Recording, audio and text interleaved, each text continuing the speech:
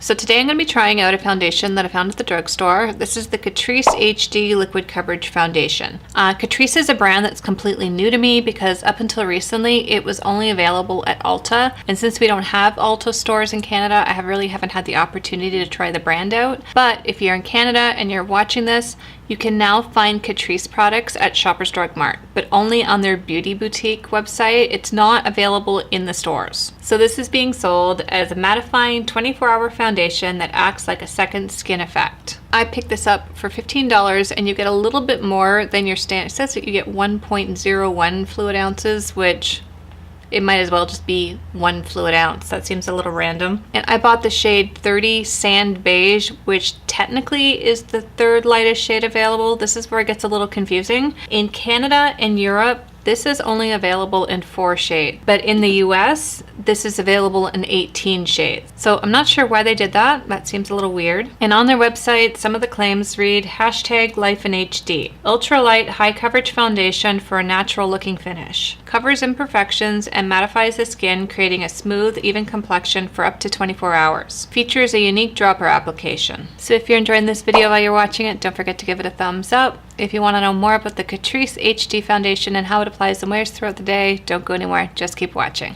So I realize I'm looking a little harsh this morning, but I promise I'm going to try and fix that. So this is the packaging. It comes in this little frosted glass bottle with a dropper. And I didn't realize when I first bought this that this is a mattifying foundation, which could end up being a complete disaster for me. So I can sometimes pull off a matte foundation in the summertime when there's a lot of humidity in the air and I'm sweating a lot, but right now not so much. The air is dry and my skin tends to be more on the drier side. So this could potentially be a disaster, or it could end up being one of those foundations that I might have to try again in the summertime if it doesn't work out so well. So I've already washed, moisturized, and primed my face, and as always, all the products that I've used will be listed in the description box below. Give this a good shake first.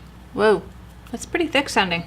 Not sure what I expected, but because this isn't a dropper, I guess I expected it to be more liquidy sounding. So on the right side of my face, I'm going to use my Real Technique sponge, and on the left side, I'm going to use my CC Skin Perfecting Brush number 702 from Make Cosmetics. I have absolutely no idea if the shade is going to be okay because I bought this online. It's looking a little dark for me. Okay, we'll just start off with a couple of drops because we can always go back and add more. Let's just do a swatch on the side of my face to see what the color looks like.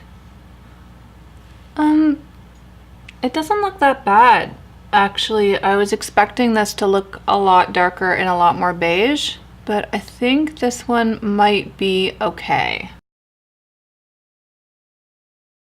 You really have to work fast with this one because it dries like ridiculously quickly, and it's already starting to oxidize. Like, I don't know if you can see the line going across my forehead there. There's my natural skin. There's the foundation.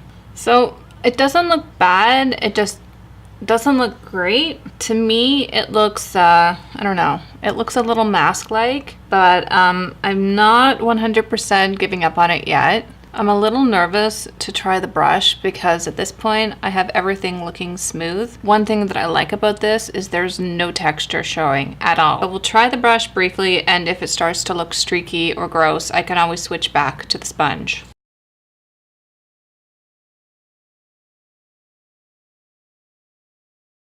Yeah, I definitely am not liking how that's looking with the brush, so I'm going to try and smooth this out with the sponge.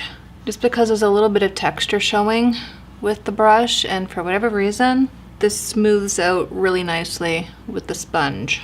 So it's not my favorite, but I have it looking okay.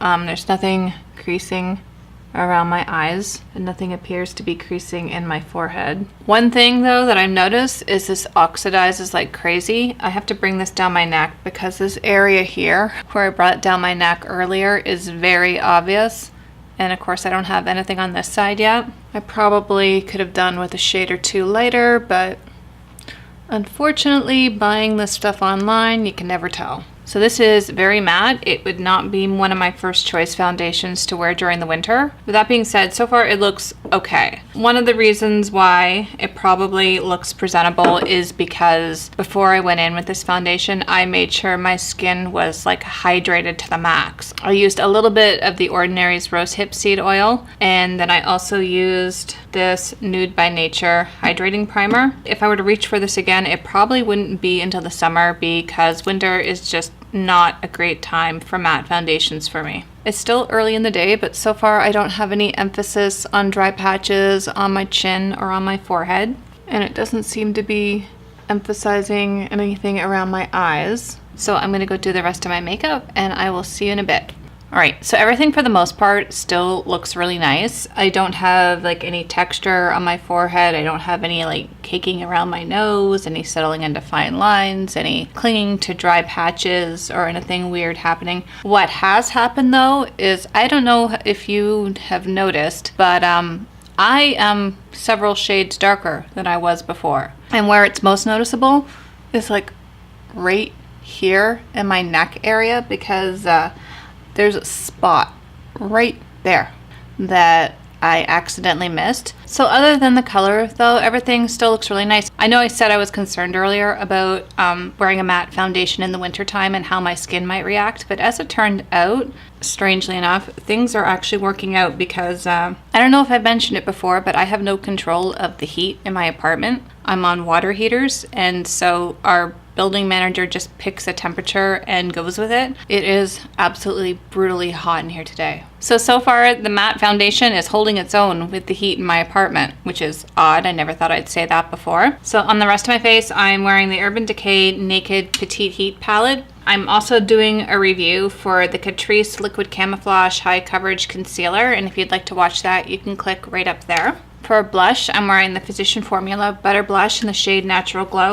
For highlight, I'm wearing the Essence Pure Nude Highlighter in the shade Be My Highlight, number 10. For mascara, I wasn't going to mention this, but I'm actually really liking it. All my mascaras have simultaneously dried out at the same time, and I was panicking. I thought I would have to go to the drugstore with like a half face of makeup and have people look at me strange. Anyway, I found this little sample in my stash, and this is the Urban Decay Troublemaker, and I'm gonna have to go out and buy the full size of this because this did such a good job with lengthening my lashes without giving that whole spider leg type of look. And on my lips, I'm wearing my favorite nude lipstick. This is the Rimmel Kate Moss number 45. So the time is 9:36.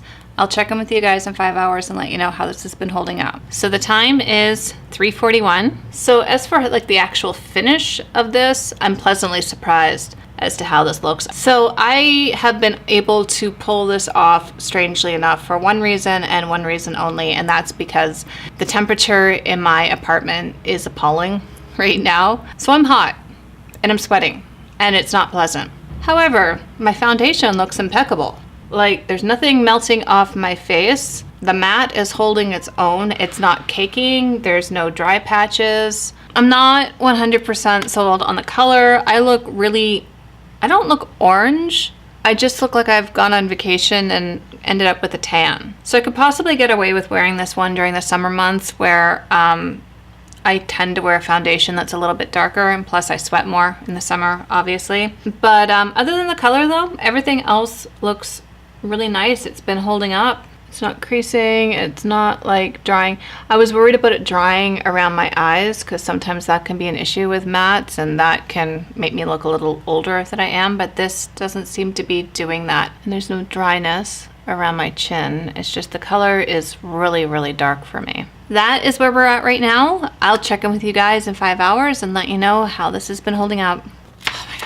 So it's still roasting in my place. I'm being overly dramatic. I do have the windows open and there is a nice breeze coming in off like the lake, but it's also -2 outside. So aside from the hot yoga atmosphere I have going on in my apartment, which I'm really gonna have to talk to my building manager about. So I'm kind of impressed with the results of this foundation. I went into this not expecting to like it at all. So this turned out to be a really weird test. I didn't expect it to be a gazillion degrees in my apartment, and I didn't expect this foundation to warm up to my skin. But the heat combined with the sweating, combined with this foundation, made for a really nice, smooth finish on my face. I mean, the only thing I am not crazy about is the color. That's a given. If you're in America and you go to Catrice's US website, like their vendor website, it does say this foundation is available in 18 colors. But yeah, the whole 4-shade thing just really isn't cutting it for me. But seeing how this warmed up to my skin and it didn't cake,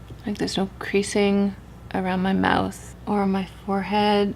It's really only the color that looks off about this, but the finish looks absolutely beautiful. Seeing as it survived my sweltering hot apartment, this would be one that I would definitely reach for on like super hot, humid days. So I like this one, strangely enough. I don't think I'll be reaching for it again until June, but it'll be a nice addition to my collection. So with that, I hope you enjoyed this video. If you did, make sure you give it a thumbs up. Don't forget to hit that subscribe button before you leave. Thank you so much for watching, and I will see you next time. Bye!